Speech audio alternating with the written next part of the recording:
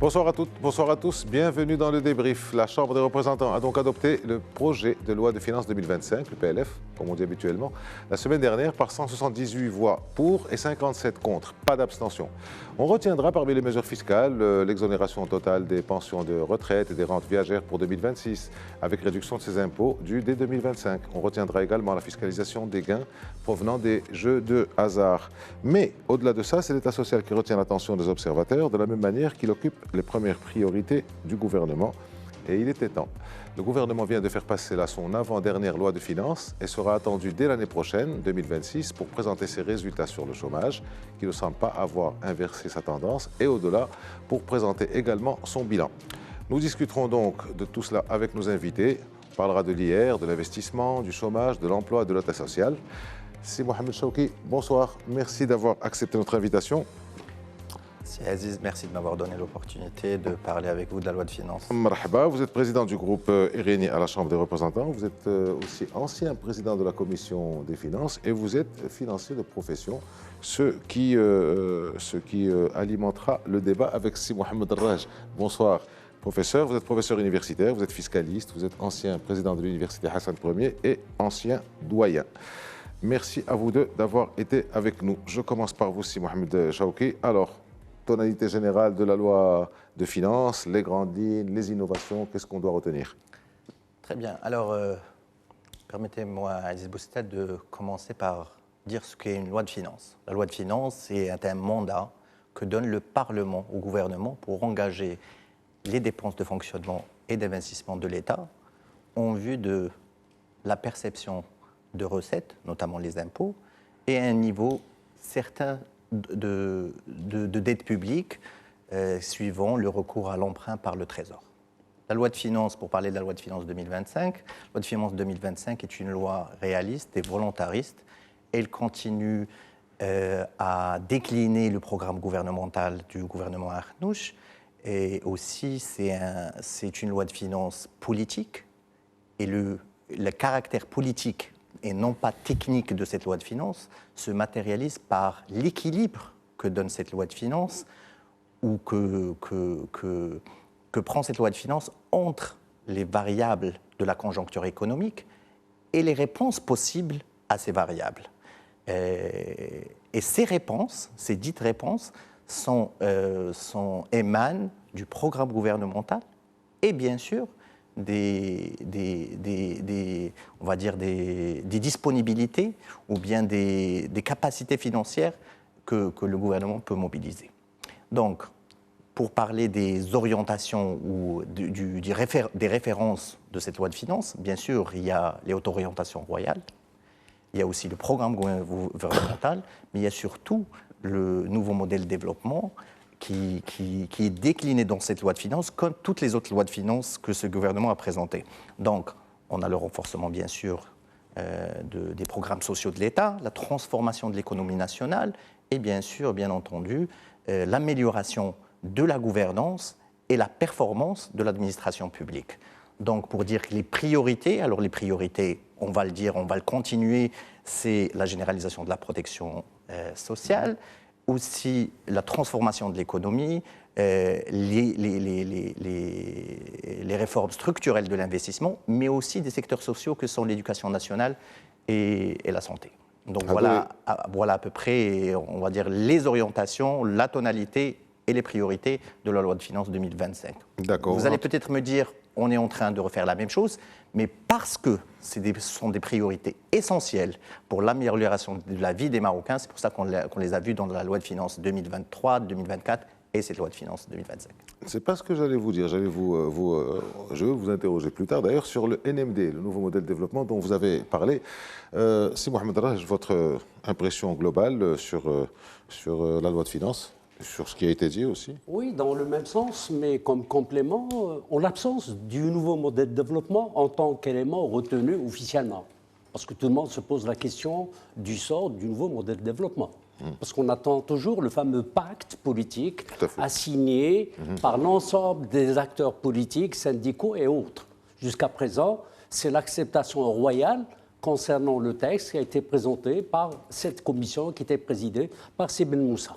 Donc, en l'absence d'un nouveau modèle de développement en tant que document exécutif, en l'absence d'un plan de développement, plan quinquennal ou triennal, le budget annuel reste le seul repère comme cadre d'information à la fois pour le gouvernement, mais également pour tous les acteurs économiques, les acteurs politiques, les acteurs sociaux.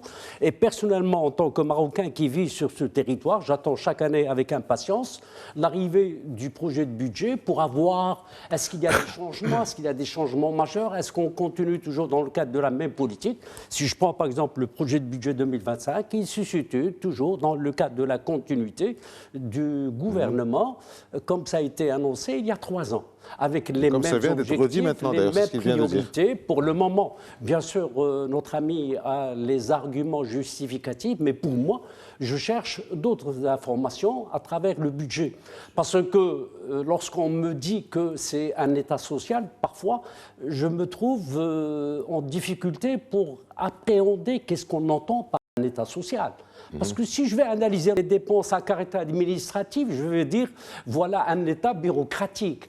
Par contre, je préfère la fonction sociale qui est mise par le gouvernement à travers son budget, maintenant parce qu'il a été adopté, et je vais voir à travers les actions et les opérations qui sont programmées dans le cadre du budget.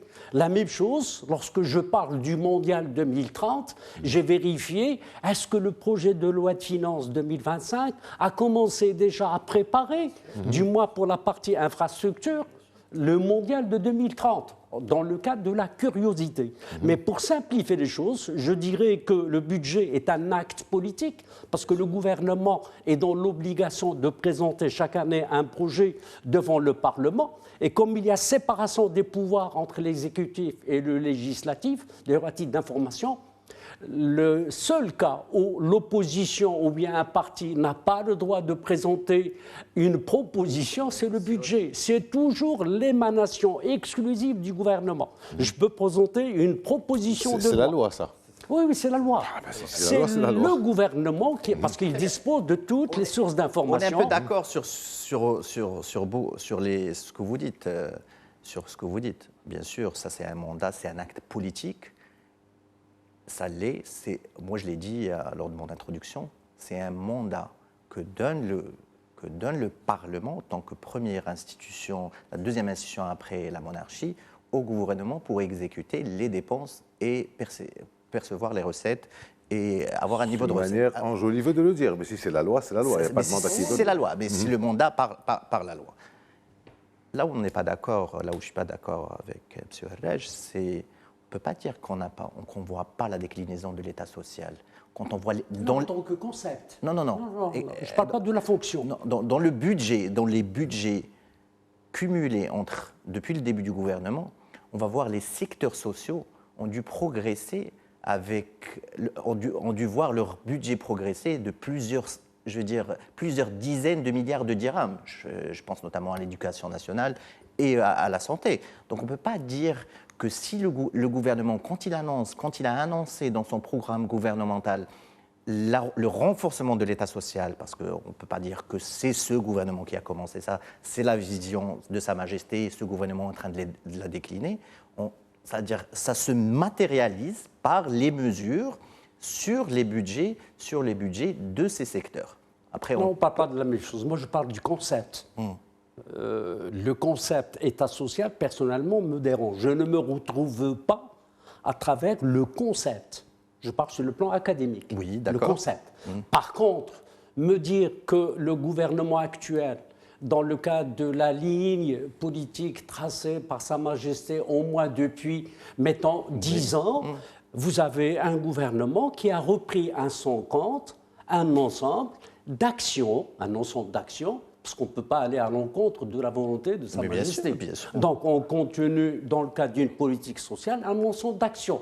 Peut-être le gouvernement actuel ou bien le futur gouvernement aurait la possibilité d'ajouter d'autres actions. Donc, quelles sont les opérations à caractère social? Donc, je prends la couverture générale en matière d'assurance maladie. Oui. Je peux prendre une action telle Il a parlé d'éducation aussi. tel que le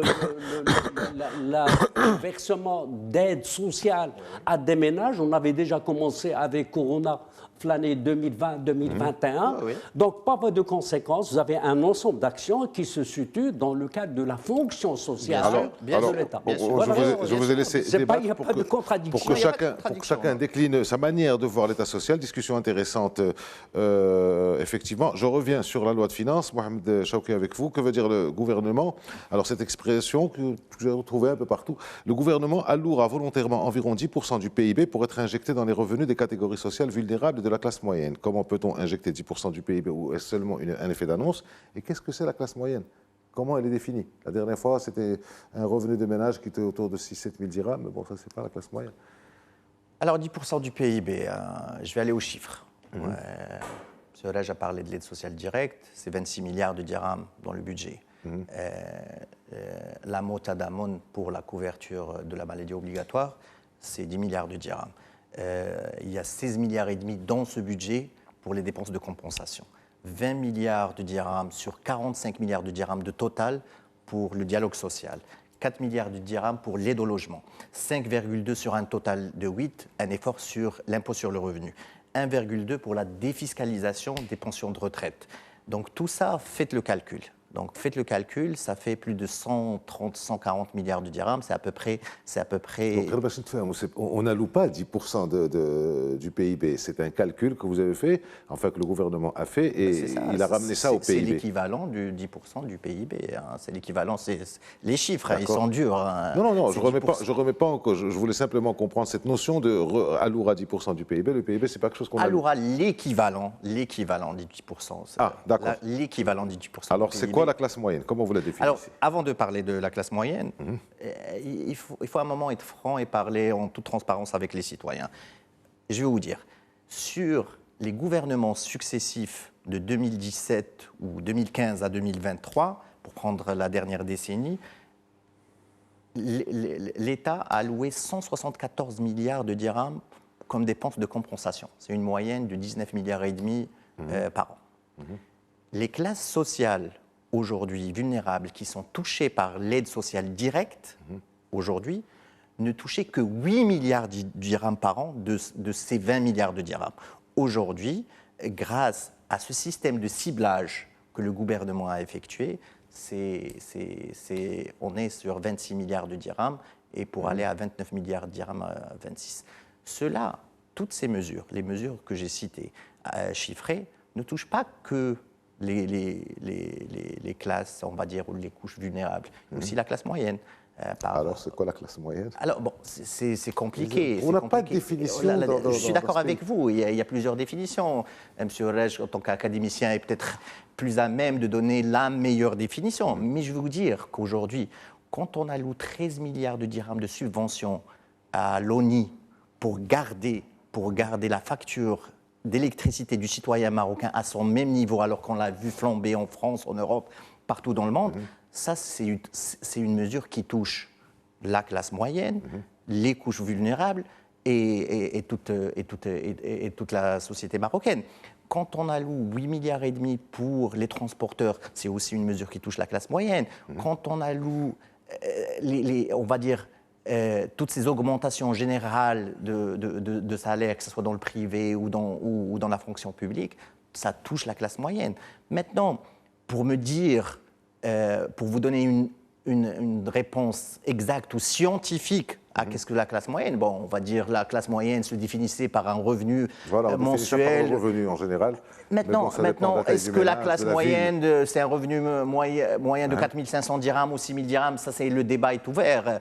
Aujourd'hui, la classe moyenne, il y a longtemps, dans une société qui était à dominance rurale, aujourd'hui qui s'est urbanisée, la question... Alors, on va laisser le professeur Raj répondre à cette question de qu'est-ce que c'est la classe moyenne, qu'est-ce que la classe moyenne. Et aussi, je lis ça avec la question que je voulais vous poser. Donc, vous définissez la classe moyenne d'un point de vue académique et aussi, vous donnez votre avis sur les hypothèses retenues pour ce projet de loi de finances. Donc, une croissance à 4,6%, une récolte moyenne de 75 millions de quintaux, un baril de pétrole, entre autres hypothèses, un baril de pétrole à $80. Est-ce que vous pensez que c'est crédible, que c'est retenable? Oui, en termes de classe moyenne, il y a plusieurs définitions. Mais sur le plan pratique, jusqu'à présent, les rares études qui ont été faites au Maroc, c'est grâce au Haut Commissariat du plan. C'est à partir de l'indicateur de dépenses. Et bien sûr également le revenu. Donc estimer que 4 000 dirhams par mois classe automatiquement le titulaire de ce revenu comme classe moyenne, ça pose question, surtout avec les taux d'inflation qui sont séculés au titre des années précédentes. Et puis même à l'intérieur de la classe moyenne, il y a plusieurs classes. On parle de classe moyenne inférieure et de la classe moyenne supérieure qui peut aller jusqu'à 40 000 dirhams. Puis vous avez une autre définition qui est à connotation davantage politique, avec une relation directe avec l'idéologie, c'est ce qu'on appelait il y a quelques années la petite bourgeoisie. Donc la petite bourgeoisie que personnellement... Connotation politique et marxiste aussi. Oui, marxiste, mais a été reprise sur le plan de la sociologie. C'est la classe moyenne supérieure, on va dire. C'est à travers les 3 V, voiture, villa et voyage. Donc quelqu'un qui arrive à assurer son logement, qui arrive à avoir une voiture pour pouvoir se déplacer, aller travailler et dégager une petite épargne chaque année pour passer quelques jours de vacances. Même avec les 3 V, qu'elles soient marxistes ou la reprise par d'autres, ça ne marche pas. Comme on peut l'analyser par extrapolation, mais là il faut revenir aux statistiques, on estime qu'on a 10% de la population qui est la plus riche et qui détient plus de 80% du patrimoine et des richesses. Puis on prend les dernières informations apparues lors de Corona, on estime à 5 millions de ménages qui vivaient dans le besoin et la pauvreté et que l'État a prise en charge en termes d'aide directe, et là c'est une petite déclaration à l'époque du ministre de l'Intérieur, lorsqu'il avait parlé que l'État a versé une aide directe aux ménages qui étaient dans le besoin, et si je prends 5 millions de ménages et si je multiplie par 5 personnes par ménage, ça va donner autour de 24-25 millions, donc on aurait autour de 9-10 millions de la classe moyenne. Juste pour précision, quand le ministre de l'Intérieur parlait de ça, est-ce qu'il parlait des 5 millions de familles dans le besoin d'une manière générale et définitive, ou 5 millions de personnes, dont un certain nombre de centaines de milliers, voire de millions, qui ont été mis dans le besoin parce qu'il y avait la crise? Oui, il y a les deux. Il y a les deux. Il y a les deux. Oui, il y a les deux, mais il y a la crise de 25 millions de Corona, personnes, ça fait quand même... avec la destruction des postes de travail, beaucoup de personnes qui étaient dans la classe moyenne ont rejoint la classe pauvre, donc étaient dans le besoin. Et grosso modo, lorsqu'on prend les chiffres maintenant avec le registre central et dans le cadre de la politique du versement d'une aide directe aux ménages, les fameux 500 dirhams, donc on va se retrouver avec une population entre 8 et 9 millions. Alors, rapide. Pour les pays les plus avancés, en général, c'est la classe la plus large et qui constitue... Alors, rapidement, pour maintenir l'équilibre du temps de parole, j'essaye pour les hypothèses en 30 secondes, en 1 minute. Bon, ça reste des indicateurs à prendre avec précaution, parce qu'au gouvernement, on n'a pas de Madame Soleil pour prévoir à l'avance quel serait le monde. Non, mais entre-temps, on a beaucoup de soleil, donc un peu moins de pluviométrie. Oui, et donc, 75 ce qui est constant millions de maintenant, c'est l'agriculture est frappée de plein fouet par la sécheresse. Et on s'inscrit de plus en plus dans un climat aride, pas semi-aride, dans un climat aride. Par voie de conséquence, l'agriculture a toujours représenté un pourcentage très important dans le cadre de la croissance économique et dans le cadre de la formation du PIB. Lorsque ça baffe l'agriculture, automatiquement, vous avez un impact positif qui va augmenter de 3-4%. Je vais revenir à ça avec vous. Si vous me permettez, un dernier mot sur le pouvoir d'achat, la classe moyenne et les efforts du gouvernement pour préserver le pouvoir d'achat.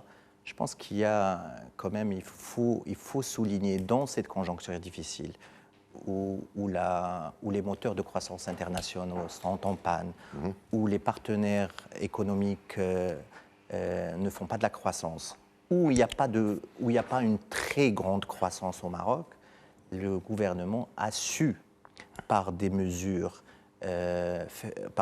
concrètes, audacieuses, des fois conventionnelles, des fois non conventionnelles, à faire face à une inflation inédite entre 2022 et jusqu'en 2024. Aujourd'hui, toutes ces augmentations, il faut les souligner. On commençait par les professeurs universitaires, par les médecins, par les fonctionnaires de l'éducation nationale, par les cadres infirmiers, etc. etc. Et donc on ne peut pas dire qu'aujourd'hui, ce gouvernement ne s'est pas préoccupé de la classe moyenne. Au-delà de toute définition scientifique, académique ou autre, la classe moyenne a été au centre de la rhétorique politique de l'opposition, si vous me permettez. Pourquoi la rhétorique politique de l'opposition parlait souvent de la classe moyenne? Parce qu'ils ont vu que le gouvernement a consacré beaucoup d'efforts aux classes inférieures. Comment? Vous parliez de l'aide sociale directe.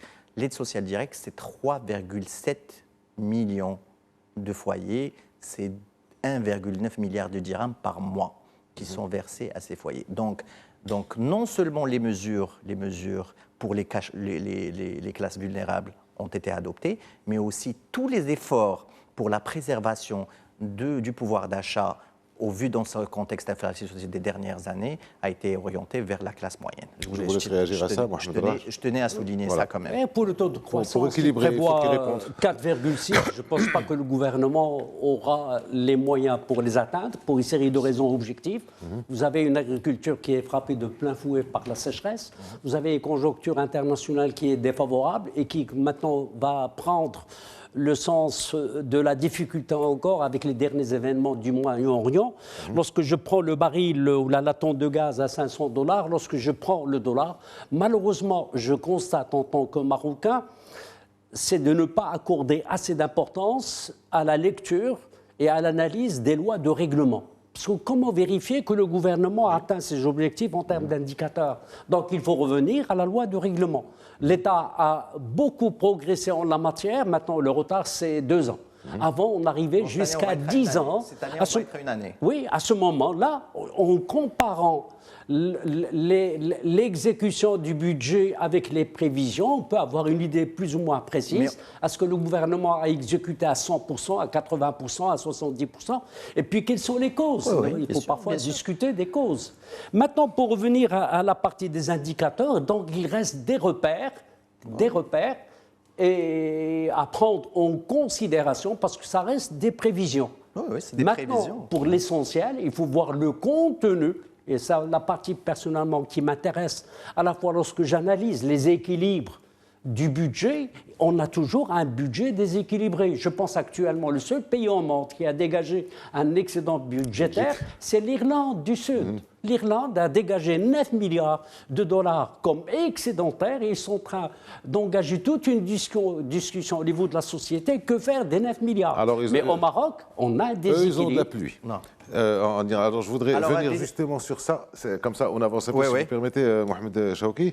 Alors, quand on voit cette question de pluviométrie et la dépendance de la loi de finances à la pluviométrie. Et on sait que on s'inscrit dans un cycle, comme vous le disiez, Mohamed Raj, nous sommes à la 7e année, de sécheresse. Sinon, on en a passé 6, avec des taux de remplissage des barrages à 29%, dernier chiffre du ministère de l'Équipement, etc. Est-ce que le gouvernement, est-ce que la majorité, est-ce que le Parlement, est-ce que le RNI, parti conduisant la majorité, a réfléchi à une solution alternative, sachant qu'on n'a pas de pluie, qu'on a un climat qui se réchauffe de plus en plus, sachant aussi que le chef du gouvernement, c'est Aziz Akhannouch, a été 14 ans durant ministre de l'Agriculture. Alors, est-ce qu'il y a une solution alternative à laquelle on réfléchit, ou là on continue à être dépendant de la pluviométrie? D'abord, pour revenir aux hypothèses, l'agriculture aujourd'hui représente 8% du PIB, c'est 8%. D'accord. Alors les 4,5 ou les 4,6 comme hypothèse de croissance est facilement atteignable si on a une valeur ajoutée agricole normative. Nous pensons que dans une année normale, de pluviométrie normale, où la valeur ajoutée agricole est normative, on peut atteindre les 4,5. Donc c'est ça la base, l'hypothèse de base. C'est ça la base de ma question aussi. D'accord, je reviens. Bien sûr, le Maroc aujourd'hui est particulièrement touché par un stress hydrique, une sécheresse, avec tous les effets négatifs sur l'agriculture, sur sur le pouvoir d'achat au monde rural, sur les équilibres macroéconomiques, surtout sur la demande intérieure, sur la consommation des ménages. Donc la forte hausse des températures et la variabilité des précipitations pousse vers une diminution de la valeur ajoutée agricole. Et donc aujourd'hui, les barrages sont à des niveaux qui sont inquiétants. L'approvisionnement en eau potable est mis en jeu. Et donc tout ça, c'est une problématique. Qu'est-ce qu'on fait? Qu'est-ce qu'a fait le gouvernement? Le gouvernement, la majorité, pour répondre à votre question, Aziz Boussouta, la majorité, au même titre que le gouvernement, se préoccupe du stress au même titre que d'autres préoccupations d'ordre environnemental. Je pense à la durabilité, je pense à la préservation des écosystèmes maritimes. Tout ça, tous ces sujets font débat au sein des groupes de majorité et donc on n'est pas loin d'avoir la conscience totale par rapport à ces problématiques. Alors, on soutient parfaitement le gouvernement dans ces mesures mises en place pour avoir des structures de mobilisation des ressources hydriques, qu'elles soient conventionnelles ou non conventionnelles. Le gouvernement vise aujourd'hui à atteindre 1,7 milliard de mètres cubes d'eau dessalée par an, et tout ça s'inscrit dans le cadre de cette politique. Aujourd'hui, on a alloué pour l'année dernière 10 milliards de dirhams, notamment pour les partenariats publics-privés pour les opérations des dessalements, et pour la loi de finances 2025, 18 milliards de dirhams. Donc le gouvernement est là, il est en train de faire les mesures qu'il faut. On a accusé un grand retard sur les moyens de mobiliser ces ressources non conventionnelles, notamment sur le dessalement. Mais aujourd'hui, je pense que le gouvernement est en train de mettre les moyens nécessaires pour rattraper le retard sur cette question-là. C'est vrai que c'est 8% à peu près, l'agriculture c'est 8% plus ou moins du PIB, mais c'est quand même 35% de la population qui vit en monde rural. Donc il y a un décalage. C'est pour ça que je vous dis, on est conscient que quand il y a une variation ou des précipitations aussi, ou ces années, ou une accumulation d'années de sécheresse, ça, c'est des effets négatifs sur la demande intérieure, sur la consommation, et sur les équilibres macroéconomiques, bien sûr. Pour la croissance, moi j'ai repris quelques chiffres. Depuis la décennie des années 60, les années 60, il y avait une moyenne de 3,5%. Oui. La décennie la plus heureuse, c'est 3,5% de quoi? Le taux de croissance, le PIB est moyen par année. Sinon, on a les années 70, parce que le Maroc avait connu un boom au niveau des prix des phosphates. On est passé de $13 à $65 la tonne, puis on avait commencé à récolter les premiers fruits de la politique agricole, les barrages, la mise en valeur des terres. Donc on avait atteint 5% la moyenne. Mais après, c'est une chute. À partir, vous avez 4,1, c'est les années 80, jusqu'à 82. Bonjour les dégâts avec le PASS. Et puis les années 90, c'est la crise. Donc la moyenne, c'est 3,1%. Les années 90, lorsque Sa Majesté va parler de la fameuse crise cardiaque. Et depuis dès lors, donc la moyenne 2,5, 3, 3,5, parce qu'on est rentré dans une nouvelle ère, surtout en matière d'agriculture. Donc on commence à s'installer, je pense, définitivement dans une agriculture aride qui obéit à des paramètres du bon Dieu. Donc lorsqu'il pleut, on peut avoir une bonne année agricole, et ce n'est pas le cas depuis la 7e année. Donc parmi les solutions alternatives, personnellement, il n'y a pas d'autre solution que l'industrie et les services. Bien sûr. Donc l'industrie, on a mis en place toute une politique d'industrialisation avec les grands chantiers qui coïncident avec l'arrivée de Sa Majesté Mohamed Sadis au pouvoir. Donc, par voie de conséquence, vous avez l'industrie, parce qu'ils sont créatrices d'emplois, et vous avez bien sûr, dans une certaine mesure, les services. Maintenant, pour la partie agriculture, si on arrive à assurer l'eau potable pour la population et une partie du bétail ou du cheptel, on peut s'estimer heureux. D'ailleurs, la preuve, les prix de la viande maintenant, le cheptel la conséquence est particulièrement directe des années atteint. de Il y a sécheresse, des importations où maintenant le de viande. cheptel a été décimé. À l'époque, on avait attiré la sonnette d'alarme qu'il fallait reprendre le cheptel. Il fallait prendre des mesures il y a 5 ans, 6 ans, 7 ans. Maintenant, on paye le prix de l'inaction. Je n'accuse personne, moi je ne suis pas un homme politique pour dire que tel ou tel gouvernement. Donc actuellement, c'est vrai, des mesures très importantes ont été prises concernant l'importation du cheptel de l'étranger avec des mesures favorables en termes de droits de douane et de TVA. Mais parfois, vous avez des parasites, vous avez des personnes que j'oserais qualifier de véritables parasites qui, au lieu de jouer le jeu du gouvernement pour aller vers l'importation et offrir, surtout lors de la fête du sacrifice de l'année dernière, avec une aide directe de l'État de 500 dirhams sous forme de subvention, plus les droits de douane et la TVA, et à la fin, les consommateurs ou bien les pratiquants n'ont pas pu trouver sur le marché des prix de moutons répondant à leurs attentes. Et d'ailleurs, même le ministre délégué chargé du budget a reconnu officiellement devant le Parlement que ça a été détourné. Donc on avance de sujet en sujet, si vous voulez bien. On a parlé de l'agriculture, des hypothèses. On va arriver à l'emploi. L'emploi, c'est le problème des gouvernements du monde entier. Ça, on le reconnaît. Mais on en est où?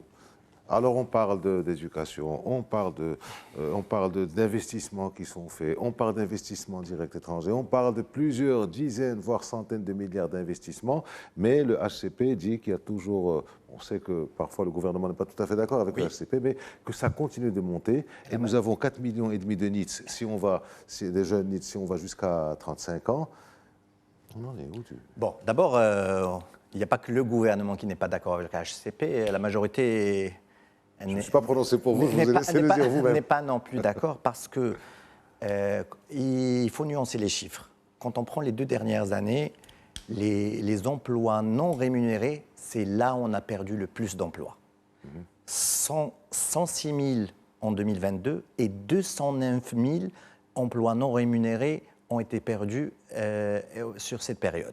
Vous pouvez expliquer en deux mots, s'il vous plaît, emplois non rémunérés, ça veut dire quoi ? Les emplois non rémunérés, c'est les jeunes qui travaillent pour leur famille dans leur champ, les femmes aussi, tout ça.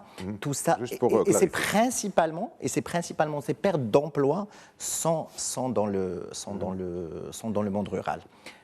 Par contre, les chiffres de la Direction générale des impôts, et ça, ce n'est pas juste la prouesse de ce gouvernement, c'est aussi les anciens gouvernements, montrent qu'entre 2017 et 2023, les gens qui sont imposés ou par l'impôt sur le revenu ont progressé de 5,2 millions à 6,2 millions. Ça veut dire que l'économie marocaine a été créatrice d'emplois sur ces dernières années. D'accord ? Donc, bien sûr, quand on fait le diagnostic, le marché de l'emploi, il y a de grandes problématiques, il y a de grands défis, notamment la baisse continue de l'emploi dans le secteur agricole.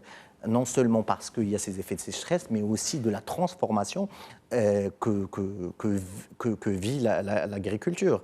Il y a aussi l'inadéquation entre le marché de l'emploi et l'offre qu'il y a sur le marché dans les NEETs dont vous parliez. Mais aujourd'hui, on doit savoir que la question de l'emploi est à la tête des priorités de ce gouvernement. Elle en a fait sa priorité principale dans la seconde moitié de son mandat. Alors qu'est-ce qu'on fait ? Mohamed, il ne reste pas grand-chose pour ce mandat. Non, mais je vais vous dire les mesures concrètes. Les mesures concrètes, aujourd'hui, il y a une feuille de route de 14 milliards de dirhams déclinée en 3 axes. Le premier axe, 12 milliards de dirhams, ça c'est l'aide à l'investissement qui va toucher à la fois la TPE, mais aussi les grandes entreprises créatrices d'emplois. Deuxième axe, 1 milliard de dirhams pour préserver ou essayer de préserver les emplois en monde rural. Et un autre milliard de dirhams, c'est pour les entreprises, pour la formation-insertion. C'est une feuille de route claire qui va être déclinée, la politique du gouvernement pour l'emploi, pour essayer d'inverser la courbe du chômage sur le restant de ce mandat du gouvernement. Loin de moi de mettre en question les chiffres du ministère de l'Économie et des Finances, mais bon, c'est un peu jugé parti. Vous conviendrez bien que les chiffres, en tant qu'observateur, nous avons des organismes institutionnels comme le HCP, comme le CESE, comme la Cour des comptes, et les observateurs vont plutôt suivre ces chiffres-là plutôt que les chiffres d'un gouvernement qui est jugé parti. Non, moi je veux dire, Moi, j'ai nuancé les chiffres. C'est aux citoyens de faire leur idée. De faire leur idée. Je dis qu'entre 2022, on a perdu 109 000 emplois non rémunérés, pardon, 160 000 emplois non rémunérés, 209 000 en 2023. Et ça, la cause directe, c'est le sécheresse. On le disait, le stress hydrique provoque des problématiques de consommation, d'emploi et d'équilibre économique. C'est Mohamed Raj. Oui, dans le même sens, mais avec plus de précision. Il n'y a pas que l'agriculture qui a perdu une bonne partie de l'emploi, en général non rémunéré. Donc, sont l'épouse de l'agriculteur et ses enfants qui, à l'occasion de certains événements, les labours, les moissons, les cueillettes, aident la famille. Vous avez également une perte de postes d'emploi dans le secteur du bâtiment et des travaux publics qui a dépassé les 40 000 postes qui ont été supprimés pour une série de raisons ou là pour une série de facteurs. Vous avez également le secteur des services. Si je prends les grosses boîtes telles que les banques et les assurances, grâce à l'informatique, grâce au numérique, sont en train de revoir à la baisse les postes de travail. On a perdu de l'emploi sur les secteurs financiers, sur l'assurance et la banque. Il y a eu fermeture, rien que Casablanca, il y a plus de 300 guichets qui ont été fermés. Et les agences. Non. Les guichets ferment. Il n'y a pas de licenciement. Il n'y a pas de perte d'emploi. Il n'y a pas de licenciement. Mais il n'y a pas de remplacement. Il n'y a pas de précision. Bien sûr, il y a d'autres défis. Le problème. L'emploi. L'emploi. Non, mais je veux dire, il faut juste être exact dans ce qu'on dit. Les métiers de la finance n'ont pas perdu d'emploi. Les banques n'ont pas. C'est l'essentiel. On parle de l'emploi. Par contre, je suis d'accord avec vous. Je parle de l'emploi, les départs à la retraite dans les organismes de banque et de finance grâce au numérique. N'oubliez pas que ce sont des sociétés privées pour gagner de l'argent. C'est des défis, je suis d'accord. Comme l'État marocain ne remplace pas les départs à la retraite. Je suis parti à la retraite il y a quelques années. Mon poste a été supprimé définitivement par l'administration parce que depuis le PASS de 1983, on a donné les instructions pour réduire la charge salariale au niveau de l'État, de ne plus remplacer les départs à la retraite. Et lorsque vous avez 400 000, 350 000 qui arrivent chaque année sur le marché du travail, donc bonjour les dégâts. Et c'est un problème général, ça ne concerne pas uniquement ce gouvernement, ou bien les futurs gouvernements, ou bien les gouvernements partout dans le monde, il y a ce problème. Mais la question que je pose en tant que simple citoyen, c'est les fameux projets mis en place par le gouvernement lors de la première année concernant Aourache et Foussa. Lorsque je lis quelques papiers, quelques documents concernant les statistiques, concernant l'échec ou bien la réussite, le bilan n'est pas tellement brillant. Et récemment, j'ai lu à travers un papier également la déclaration d'un ministre qui avait parlé de plus de 600 000 offres ou la possibilité d'emploi. On joue avec les mots. 600 000, même le gouvernement des États-Unis ne serait pas en mesure de les créer en une année. Je vais vous expliquer les chiffres. Il parle de 600 000 Forsat Shoghl. On va laisser répondre. Non, je veux dire... La référence américaine. Alors, deux choses. Aourache n'a jamais été une solution présentée par le gouvernement pour inverser la courbe du chômage. C'est le fameux 1 million de postes de travail pas du par tout. le gouvernement. Pas du tout. Sur 5 ans. Pas du tout.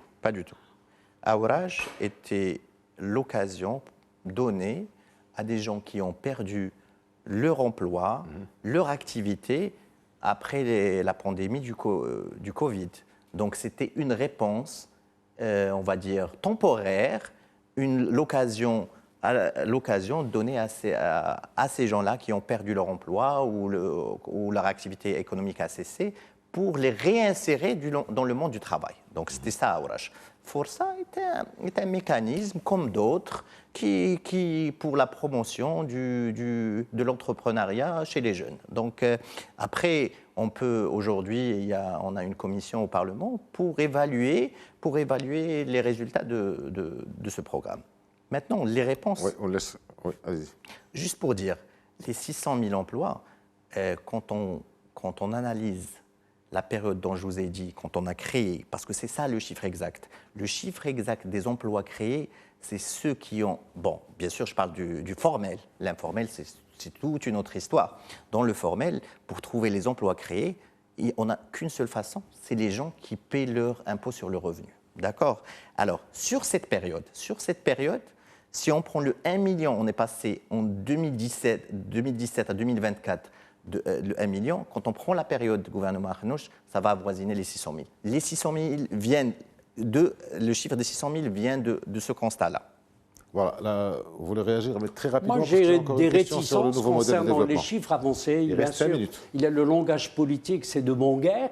Mais moi, je ne me retrouve pas avec les chiffres avancés comme si c'était une fatalité. Oui, je lance des programmes. On a commencé déjà les années 60 avec l'In'ash Watani, la promotion nationale.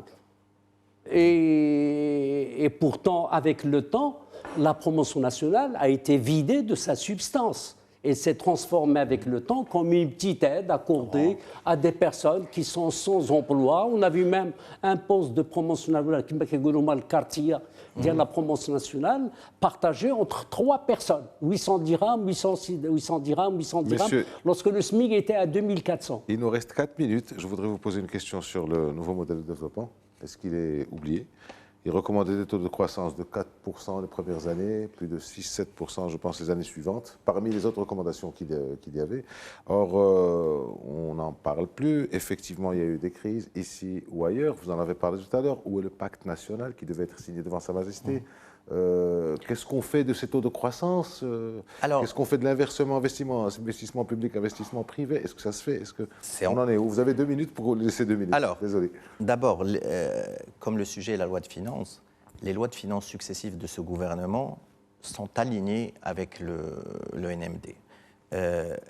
Comme j'ai dit tout à l'heure, le gouvernement a essayé avec des mesures conventionnelles et d'autres non conventionnelles d'instaurer l'État social tel que voulu par Sa Majesté et par le NMD, de stimuler l'économie nationale et de maintenir les équilibres macroéconomiques. Tout ça, c'est dans le NMD. Maintenant, est-ce qu'il y a le taux de croissance? C'est un sujet, la croissance est un sujet, l'emploi est un sujet, ils sont dans le nouveau modèle de développement, mais il y a autre chose. Il y a les réformes structurelles, on les oublie. Le gouvernement a eu le courage et l'audace de lancer les réformes qui font mal.